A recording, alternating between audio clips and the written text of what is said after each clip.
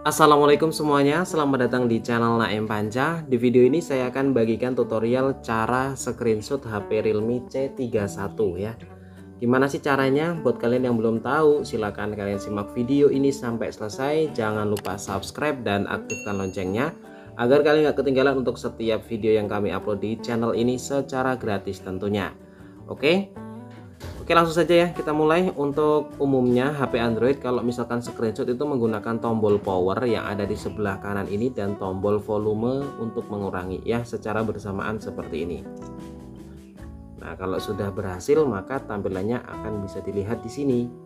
Ini dia ya tampilannya. Kalian bisa lihat di sini ini hasilnya.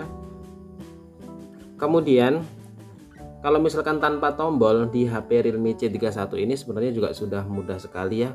Kalian tinggal tarik menu atas ini dan di sini sudah ada menu tangkapan atau cuplikan layar ya. Dan sudah berhasil seperti itu ya. Kemudian ada lagi nih untuk cara yang ketiga. Ini mungkin agak berbeda dengan HP Android yang lainnya ya. Karena di sini untuk membuka screenshot itu kita menggunakan tombol home atau tombol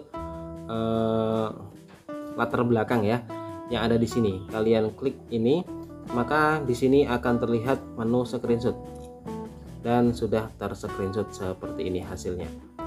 Mudah bukan untuk cara screenshot HP Realme C31.